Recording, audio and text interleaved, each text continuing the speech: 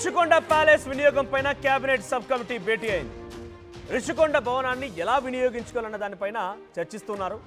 So Rishikonda భవనాన్ని ప్రజా వినియోగంలోకి తీసుకురావడం, ప్రభుత్వానికి దాని నుంచి ఆదాయం వచ్చేలా చేసే అంశాలపైన కసరత్తు జరుగుతోంది. త్వరలోనే రిషికొండ ప్యాలెస్ వినియోగం పైన ప్రభుత్వానికి నివేదిక అందబోతోంది. సబ్ కమిటీ భేటీలో మంత్రులు కందుల దుర్గేష్, పయ్యావుల కేశవులు, ఢోలా బాల వీరాంజనేయ స్వామి, ఇక 500 కోట్లతో రిషికొండ పైన విలాసవంతమైన ప్యాలెస్ నిర్మించాడు మాజీ సీఎం జగన్మోహన్ రెడ్డి. అయితే ఆ రిషికొండ ప్యాలెస్ని ఇప్పుడు ఉపయోగించి రాష్ట్ర ప్రభుత్వానికి ఆదాయాన్ని సమకూర్చేటువంటి పని చేయాలని చెప్పి కేబినెట్ సబ్ కమిటీ ఆలోచిస్తోంది. కేబినెట్ సబ్ కమిటీని ఏర్పాటు చేశారు, దాని ఉపయోగాలకు తీసుకురావాలని చెప్పి.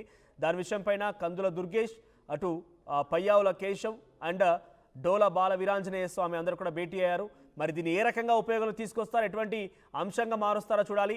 సో ఇంత పెద్ద ప్యాలెస్ని ప్రభుత్వానికి ఆదాయాన్ని సమకూర్చేటువంటి విధంగా వినియోగించాలి అంటే దాని ఒక హెరిటేజ్గా భావించి దాన్ని టూరిజం కోసం వాడతారా, లేదా ఇంకేదైనా నార్మల్గా ప్రభుత్వం వాడబడి దీన్ని ఆఫీసులో పెడితే మాత్రం ప్రభుత్వానికి అయితే ఎటువంటి ఉపయోగం ఆదాయం సమకూరకపోవచ్చు. అయితే టూరిజం కోసం వినియోగించాలి, లేదా దీన్ని ఏదైనా పబ్లిక్ ప్రైవేట్ కోసం లీజ్కైనా ఇవ్వాలి, ఇంకా రకరకాలుగా ఆలోచనలు చేయాలి. మరి ఎటువంటి విధంగా ఆదాయాన్ని సమకూరుస్తారో చూడాల్సిన అవసరం అయితే ఉంది.